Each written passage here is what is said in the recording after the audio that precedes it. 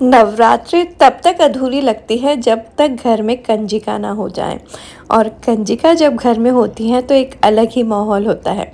सुबह से तैयारियां शुरू हो जाती हैं। फिर जैसे भी आप बनाना चाहें उस तरीके से आप कन्या पूजन घर पे कर सकते हैं या फिर बाहर जाके भी कर सकते हैं। अब 9 दिन के तो व्रत मैंने भी रखे हैं। चलिए हम भी करते हैं कन्या पूजन, लेकिन थोड़े अलग तरीके से।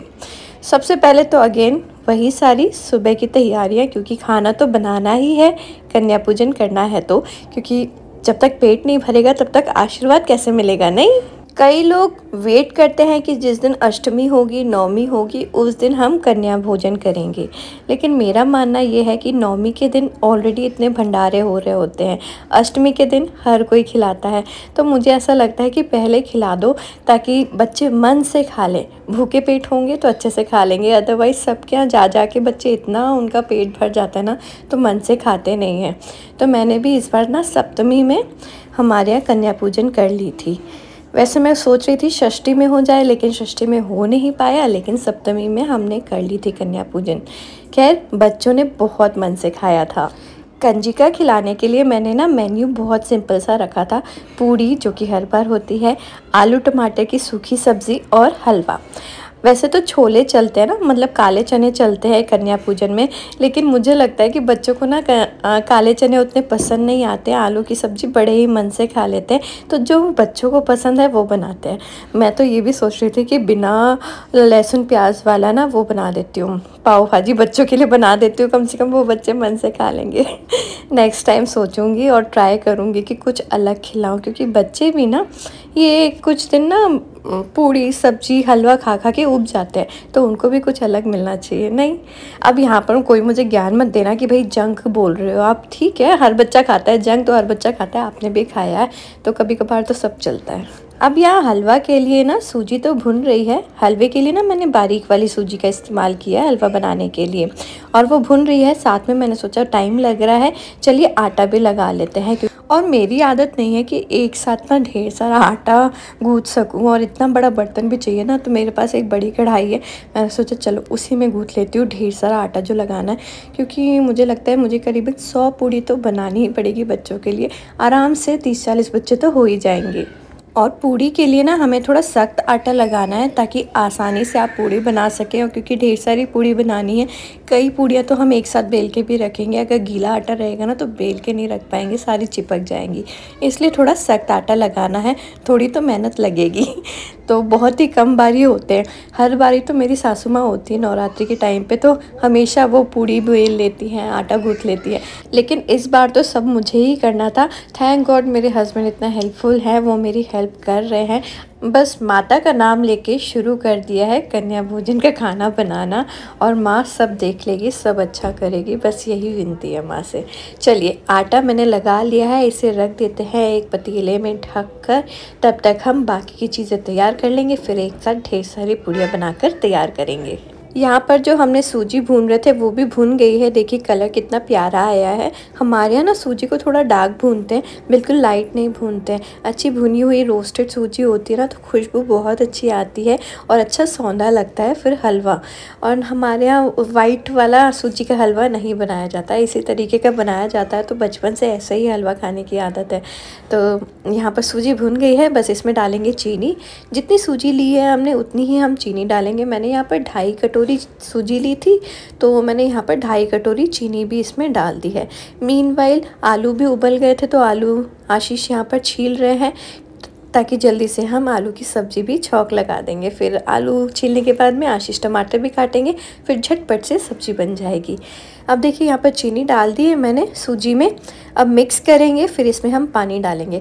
अब पानी हम थोड़ा ज़्यादा डालेंगे। नॉर्मली जब हमें ऐसे खाना होता है ना, तो सूजी का हम 3 गुना पानी डाल देते हैं, तो जो हलवा होता है बढ़िया बनता है। लेकिन अभी क्या है, कंजिका के लिए हम हलवा बनाने वाले हैं। अभी हलवा बना देंगे और हो सकता है 2 घंटे बाद खाने में आए, तो फिर ठंडा हो जाएगा और फिर सूखा सूखा हलवा अच्छा नहीं लगता है। तो इसलिए हम 4 गुना इसमें पानी डालते हैं ताकि ये थोड़ा गीला रहे और उस टाइम तक खाने में सूखा सूखा नहीं लगे, नहीं तो गले में अटकता है हलवा। तो बस पानी डाल दिया है। कोशिश कीजिएगा गर्म पानी डालिएगा।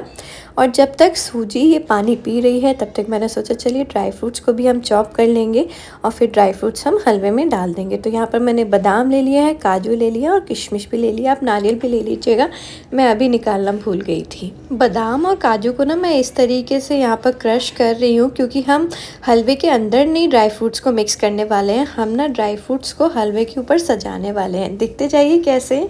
देखिए यहाँ पर ना बातें करते करते सूजी ने सारा ही पानी पी लिया है।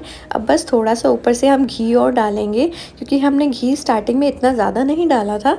नॉर्मली क्या होता है जैसे कि अगर 2.5 कटोरी आपने सूजी ली है तो 1.25 कटोरी या फिर 1.5 कटोरी तो घी चला ही जाता है। इतना तो हमने नहीं लिया था, तो थोड़ा सा ऊपर से डालेंगे, अदरवाइज़ बिना घी का हलवा भी बहुत ज़्यादा अच्छा नहीं लगता है। थोड़ा सा इलायची पाउडर भी मैंने डाला है और अगेन इसे हम मिक्स करेंगे और ये हमारा हलवा बनकर बिल्कुल तैयार है। बहुत ही परफेक्ट हलवा बना है, सबको बहुत ज़्यादा पसंद आया, बच्चों ने भी बहुत मन से खाया और बच्चे तो अपने घर भी लेकर गए कि मैं अपनी मम्मी को खिलाऊंगी ये हलवा। मैंने बोला ठीक है आप लेकर जाओ। बच्चों को शौक होता है ना कि अगर कुछ उन्हें अच्छा लगता है तो मम्मी को जाके खिलाएंगे ताकि मम्मा भी वैसा ही बनाए। अब यहाँ पर ना हमें कंजिका के लिए, क्योंकि मैं ये हलवा बना रही हूँ तो मैंने ये 2 प्लेट निकाल ली है। ये बर्फ़ी जमाने वाली ट्रे होती है बेसिकली।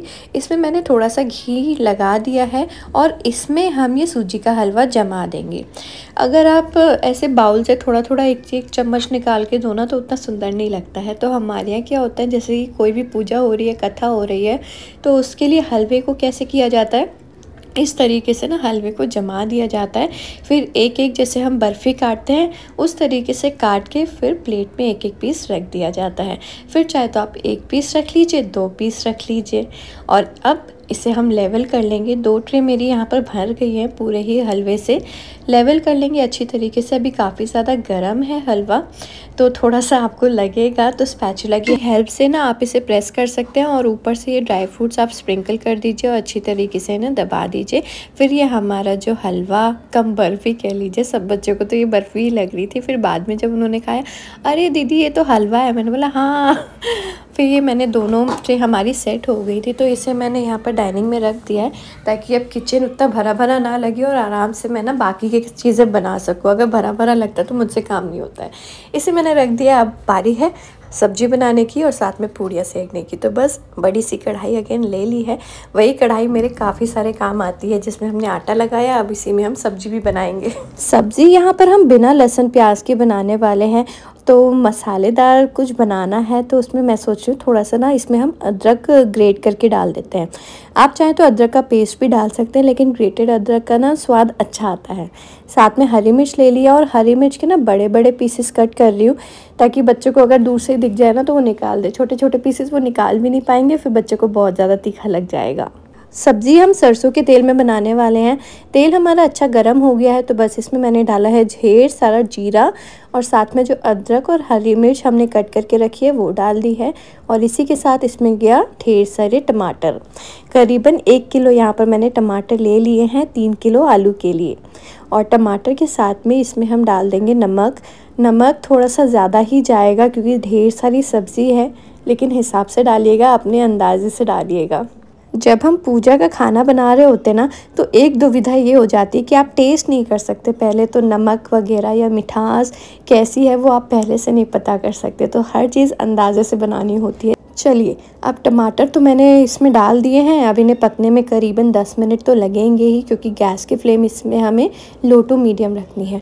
तो मैंने सोचा चलो लगे हाथ पूड़ियाँ भी सेक लेते हैं। तो कढ़ाई मैंने चढ़ा दी है, तेल डाल दिया है इसमें मैंने, और अब हम पूड़ियाँ भी बेल लेते हैं क्योंकि ढेर सारी सेकनी है तो टाइम भी बहुत सारा लगने वाला है। तो टाइम मैनेज करके आपको साथ में ही सारे काम करने होते हैं। तो इसमें मैं क्या कर रही हूँ, लोइयाँ पहले हम तोड़ लेंगे। तो पेड़े मैं यहाँ पर इस तरीके से तोड़ती हूँ। पहले सिलेंड्रिकल हम बना लेते हैं और फिर ना नाइफ़ से कट करते जाते हैं तो एक साइज़ के पेड़े बन जाते हैं सारे ही।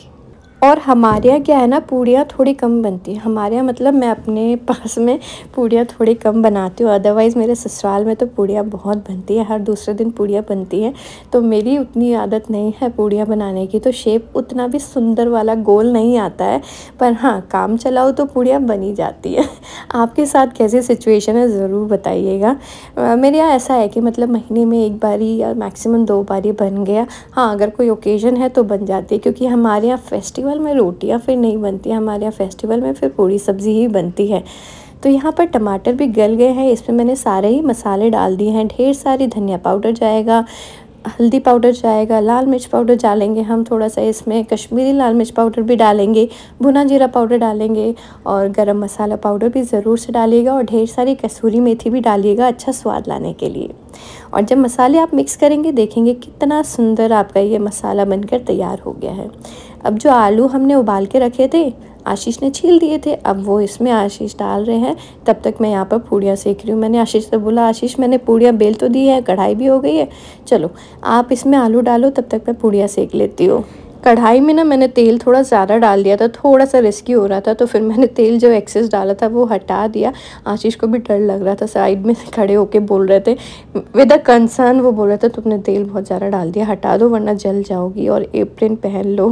तो मुझे भी लगा नहीं यार सही बोल रहे, कभी कभी पति लोग भी सही बोल देते हैं, अदरवाइज़ तो हम ही सही बोलते हैं। नहीं, क्या कहना है आपका? खैर ये सरकास्टिक था, मैंने कोई सीरियस मत लेना, मजाक में कहा था मैंने। बातों बातों में यहाँ पर मैंने एक बैच की पूड़ियाँ बना ली हैं, अभी तो और सेकनी है, वो हम बाद में सेकेंगे। तब तक मैंने सोचा चलो पूड़ी भी कुछ सिक गई हैं, सब्जियां हो गई हैं, हलवा हमारा बन के रखा हुआ है। तो सबसे पहले हम भगवान जी की आरती कर लेते हैं, भोग लगा लेते हैं उन्हें, और उसके बाद हम बाकी का खाना कंप्लीट तैयार कर लेंगे बनाकर। तो सबसे पहले अब हम भोग की थाली लगा लेते हैं। तो उसमें है पूड़ी, आलू टमाटर की सब्ज़ी, मैंने यहाँ पर धनिया पत्ती भी डाल दी थी। आप लोगों को फाइनल ओवरव्यू दिखाना भूल गई हूँ, लेकिन ये सब्ज़ी हिट थी, बच्चों को बहुत ज़्यादा पसंद आई, बच्चों ने बहुत मन से खाया। तो मैंने सब्ज़ी भी ले ली है। और ये जो मैंने हलवा बनाया था ना, मैंने आपसे कहा था ना ये हम बर्फ़ी जैसा कट कर लेते हैं, तो बस उसी तरीके से यहाँ पर मैंने बर्फ़ी जैसा इसे कट कर लिया है। तो वो भी हम हमारे इस भोग की थाली में रख लेंगे, तो बड़ा ही सुंदर दिखता है। फिर अदरवाइज़ ना बहुत बिखरा बिखरा सा लगता है। और साथ में फल के रूप में यहाँ पर मैंने केला रख लिया है। और अब बस भगवान जी की आरती करेंगे, पूजा अर्चना करेंगे, भोग लगाएंगे और घर में थोड़ा सा हवन भी करेंगे। जो मैंने धुनी बनाई थी, अगर आपने मेरा वीडियो देखा होगा, वो मैं हर दूसरे दिन तो जलाती हूँ। उससे बहुत अच्छी फीलिंग आ जाती है, घर में एक पॉजिटिव वाइब्स आती हैं, तो बहुत अच्छा फील गुड वाली फीलिंग आती है। और यहाँ पर जो मैंने हलवा बनाया था, मैंने सोचा चलो बच्चों के आने से पहले इसे कट कर लेती हूँ, अदरवाइज़ ना फिर तो बहुत मुश्किल हो जाता है ये सारे काम कर पाना, क्योंकि पूड़ियाँ ही सिक जाएँ उतना ही बहुत होता है। हमारा क्या प्लान था कि हम ना सोच रहे थे खाना बना के पैक कर लेंगे, फिर स्लम एरिया में जाकर वहाँ पर बच्चों को हम खाना खिलाएंगे। लेकिन इस बार ही क्या हुआ ना, जो बच्चों को हम हर बार खिलाते थे वो बच्चे आशीष ने देखा, अरे वो बच्चे तो यहीं पर घूम रहे हैं। तो आशीष फिर उन बच्चों को यहीं पर ले आए, करीबन 30 से 40 बच्चे थे। तो हमने घर में ही फिर उन्हें बुलाया। सबसे पहले तो आके सब बोले भाई पानी दे दो, पानी दे दो। तो सबसे पहले तो आशीष ने सबको पानी दिया। बहुत गर्मी हो रही थी, सूरज देवता मेहरबान हो रहे थे, तो सब बच्चे बहुत प्यासे थे, तो सबको सबसे पहले पानी दिया। फिर यहाँ पर हम थाली लगा रहे थे, और थाली जब मैं लगा रही थी ना, तो उस ग्रुप में जो सबसे बड़े बच्चे थे ना, 2-3 वो आ गए कि दीदी बताओ क्या करना है, हम आपकी हेल्प करा देते हैं। तो मैंने उनसे बोला ठीक है, मैं यहाँ पर थाली लगाते जा रही हूँ, आप ना वहाँ पर सब बच्चों को बस देते जाना। सबसे पहले छोटे छोटे बच्चों को देना और उसके बाद बड़े बच्चों को दे देना।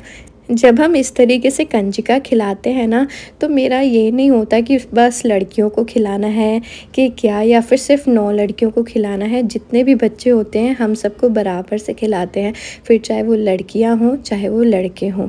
मेरा बस मानना है कि बच्चों को खिलाना है खाना, चाहे जैसे भी खिलाओ। सब 9 कन्याओं को तो खिलाते ही हैं, लेकिन बाकी कन्याओं को क्या, तो फिर जितने भी बच्चे आ जाते हैं हम सबको खिला देते हैं। तो बस इस तरीके से हम हर साल ही कन्या भोज करते हैं, और इस तरीके से कंजिका खिला के काफ़ी अच्छा भी लगता है, क्योंकि नॉर्मली यहाँ पर बच्चे उतने मिल नहीं पाते हैं। तो इस तरीके से बच्चों को खिलाओ तो एक अपने में एक संतुष्टि होती है। खैर बच्चों को खिला के बच्चों के चेहरे में वो खुशी देख के तो अच्छा लगता ही है। और मुझे लगता है आप सभी के घर में भी अभी तक कंजिकाएँ हो गई होंगी। आपने कैसे कन्या भोज अपने घर पे किया ज़रूर बताइएगा, और आपको ये वीडियो कैसा लगा है ये भी ज़रूर बताइएगा। एन्जॉय।